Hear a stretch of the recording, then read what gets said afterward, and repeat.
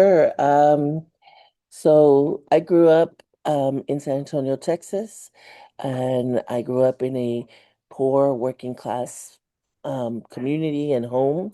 And my mother was a single parent of three children when she was 30 years old.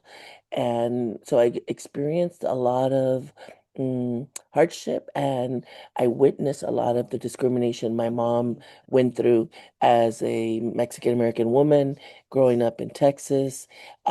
She grew up there in the 1950s, 60s, and 70s. She's 76 years old now. So I think the whole reason I even went to college was because I wanted to take care of my mom and my family. That was all my whole goal.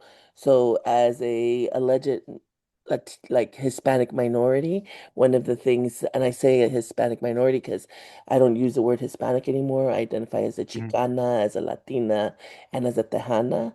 And I don't think we're minority. We are minoritized, meaning mhm, that people of Eurocentric backgrounds see us as a small number, but really we're the majority of the world, mhm, people of color. And so anyway, as a young person, I didn't know these things. And my awareness and consciousness, as they call it, was very limited. I just knew I needed to take care of my family.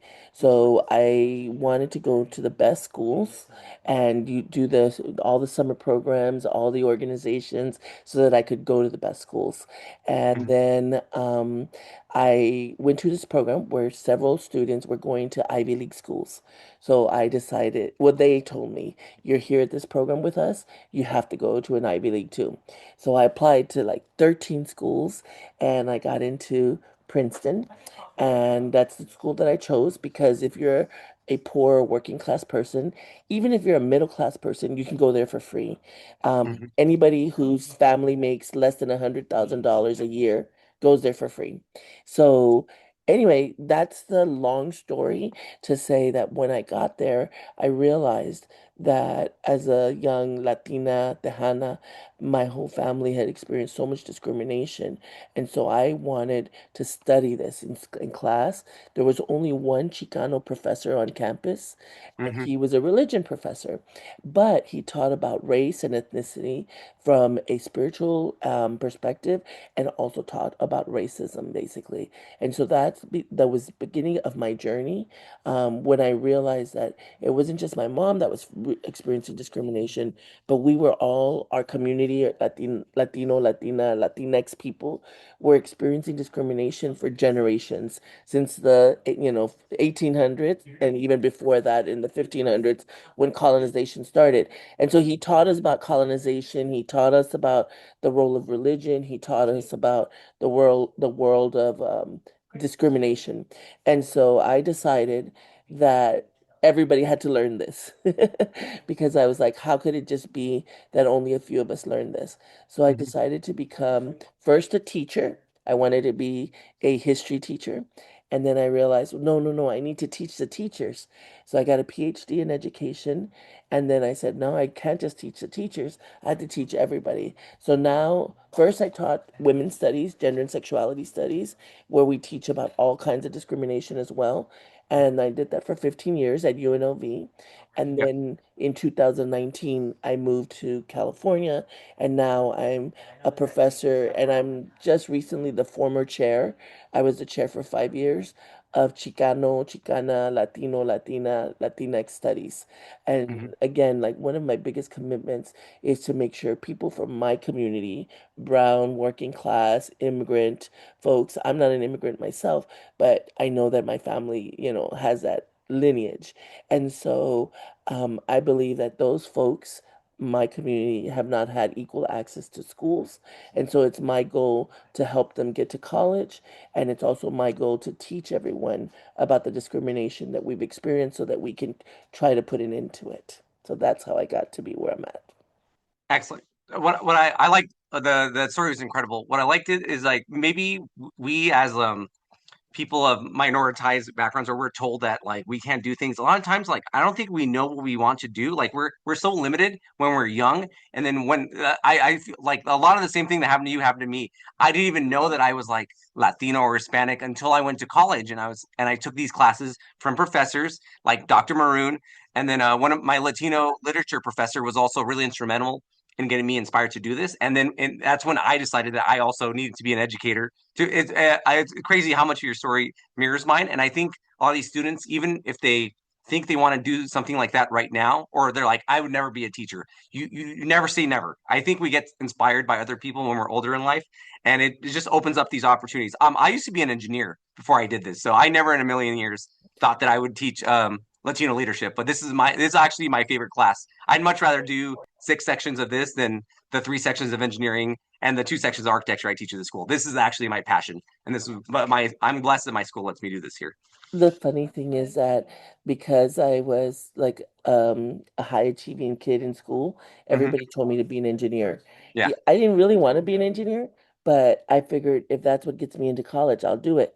But I changed my mind. I applied as an engineer. I got in as an engineer, but as soon as I started school, I was like, this is not really what I want to do. So when I took the Latinos in the US class, Hmm. that's when I was like, this is what I want to do. So I guess I learned that earlier in undergrad than you did, but Hmm. I think it's great that you have both. Yeah, I didn't learn my second degree is when I took that Latino literature class, and I was like blown away. With engineering, I try to switch majors every semester, and then I just graduated. One day I woke up and I had an engineering degree. So if you guys don't know that, that's how I got my engineering degree. All right, Dr. Revilla, can you tell us some of the classes you teach now? Because I think as students, like some people don't know what Chicano or Latinx studies entail. So what are some specific courses you teach at CULA currently or previously in like the recent history? Yeah, I've taught a bunch of different classes. Um, like I said, I have an education background, Hmm. but then I went and I got a job in women's studies. And I think I've always had a bigger interest, one in social movements, because I like to see how people, particularly students, college students, high school students, middle school students, how they change the world, right? Hmm. Because I think that a lot of times people don't realize the power of youth. So I like to write about, for example, the people who are protesting right now. Hmm. Even back in 2006, when the Vegas students were walking out, I was studying them, and I went and I interviewed the high school and middle school students. We were out there protesting with them, but we were also there to support them, me and my students. But the amazing thing was that I witnessed firsthand that these students were doing amazing work, Yeah. and yet the superintendent was saying that they just wanted to skip school, that they didn't know what they were doing, but we knew that was false. So again, that's what I teach about, that's what I write about. So social movements, activism, I teach about Chicana feminism, I teach about LGBT issues, so lesbian, gay, bisexual, transgender. As you know, many discriminations exist, but in particular, LGBT people are still being discriminated against even by our own family members, even by Hmm. young people in the schools. There's a lot of bullying of LGBT people. So I definitely talk about what we call queer movements, or in Hmm. Spanish, we reclaimed the term joteria. Yeah. It used to be a word to discriminate against LGBT people, but we've reclaimed it. So I teach Chicana feminism, Chicano joteria studies. I teach social movements. I've taught Chicano culture, Chicano history. And then I teach a lot of graduate students. We teach them the whole field of Chicano theory, like Chicano research methods. And it's not just Chicano, it's also Latino or Latinx. But we're basically, my partner is also here and she's on a meeting, so she's getting all excited. Um, so I basically teach people how to go to graduate school. So from undergrad to master's to PhD. So I Mhm. teach master students how to prepare to go into a PhD program. Incredible. If I could teach anything, I think I would do the same thing. I would major in like Chicano Latin studies, and I would teach people who want to become teachers too. Incredible work. All right, this is my last question for you. And I'm gonna put something that's current. So the Bad Bunny Super Bowl halftime show happened, and then you saw this rift on English speakers versus Spanish speakers, and it goes away sometimes, and then it just comes back, and you think, all right, finally, it's fine. We can listen to music that's like not in English, and people are okay with it. And then they announce Bad Bunny as like the halftime show, and then you see all these people come from the woodwork, like that does he doesn't speak English. This is not American, and I feel like this happens so often that like sometimes we as Latino and Chicano students or people of those cultures where we feel like ashamed of being able to speak Spanish. And I'm like, and I try to tell kids, don't be ashamed. I lost being able to speak Spanish when I was 13 because I went to all magnet middle schools and high schools in here in Las Vegas, and my friends weren't Latino or Hispanic. I had to like negate my identity to be able to assimilate with my new like Asian and primarily white friends, and I lost the ability to speak Spanish. And it took me a long time. It basically took me marrying my wife to be able to reclaim my Spanish back.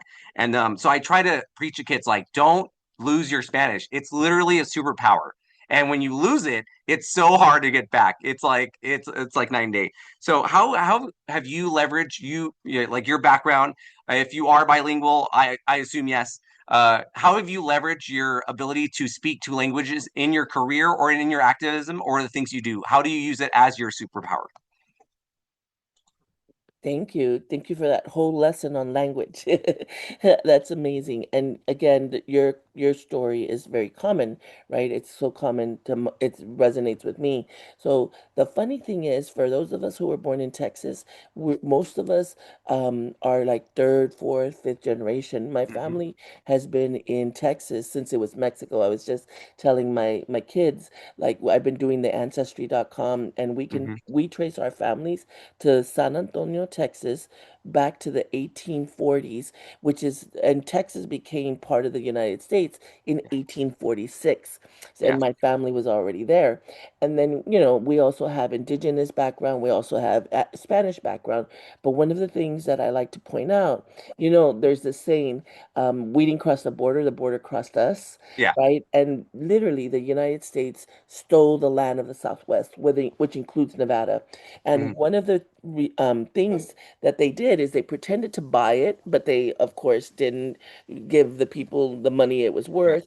And then even once, for example, so my son right now is taking a college class on Chicano history, his first class.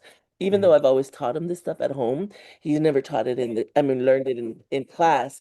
So it's been really amazing for him to read about it and like literally see, like, I wasn't making these things up, right? Yeah. But what happened, and that was super important for everybody to know, is that in 1848, when the Treaty of Guadalupe was signed, people who were already in California, Nevada, New Mexico, and Texas, who were of Mexican descent, were told they could keep their language, they could become U.S. citizens, and Hmm. they could retain their property. But the U.S. white Americans denied them those things. They literally began the fight to eliminate our language, our citizenship, and our right to property. Property Hmm. was stolen, and we were told that we weren't allowed to speak Spanish. And if we spoke Spanish or were bilingual, we were looked at as ignorant people. Even if we spoke English with a Spanish accent and were bilingual people, we were seen as less than, right? So my mom, she went to school where she literally got punished. She was hit by the teachers with Hmm. either paddles or rulers on her hand, every time she spoke Spanish in class, right? And so people wonder why we lose our Spanish.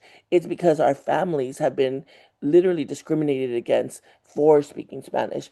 Fast forward to like 2000s, right? When I was a teacher in Vegas, I had students tell me the same thing. Their teachers were punishing them for speaking Spanish, or at least just telling them that they shouldn't do it. It was seen as a weakness. But what we know now is that anybody who is bilingual is seen as an asset, especially if you're a middle class person. You apply for a job, you apply, you need somebody to translate. Those things are seen as positive things that help you get jobs, help you get paid more, etc. So I lost mine as well because Hmm. my mom stopped speaking to us in Spanish when I started school. And she started to speak, I used to speak only Spanish. Then she started speaking to us only in English. So it wasn't until high school that I took Spanish again. And it wasn't until college that I realized that Spanish was important. And by Yeah, then I had lost so much. And yeah, I remember calling my mom my first year in college and saying, Mom, why didn't you talk to us in Spanish? And she said, you didn't want to learn it, one. And then two, I was like literally punished for speaking Spanish in school. So I was like, oh my God. And again, this is why I became a teacher, because I want to teach everyone that language is powerful, that our identities are powerful, and that when we hate our own language and our own identities, it's called internalized shame, internalized yeah, hatred, and it comes from racist people teaching us that we're less than. So I just want to say that Bad Bunny's performance, whether you like his music or not, whether you understand it or not, was super powerful because yeah, that whole performance was a critique of colonization. Colonization means they're taking your land.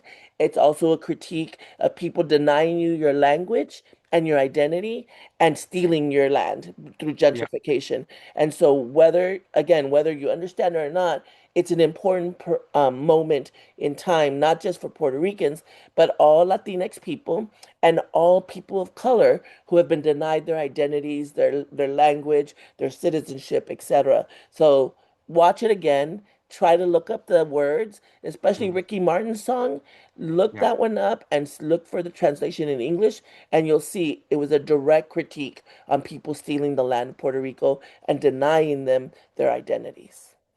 Yeah, I agree. I really love the performance, and I was also really impressed that he mostly sang his political songs. Like there were some bangers in him, but it was mostly his very political songs, and Absolutely. and it was deliberate. Like if you're not a huge Absolutely. fan of Bad Bunny, you're like, oh, he because my friends who kind of know him complain they're like, where's this song? Where's this song? Where's this song? I was like that. And I was like, that was like the most political thing I've seen.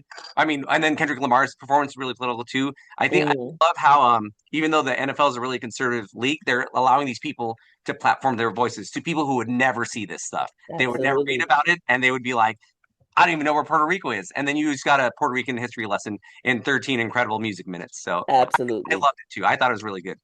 All right. Absolutely.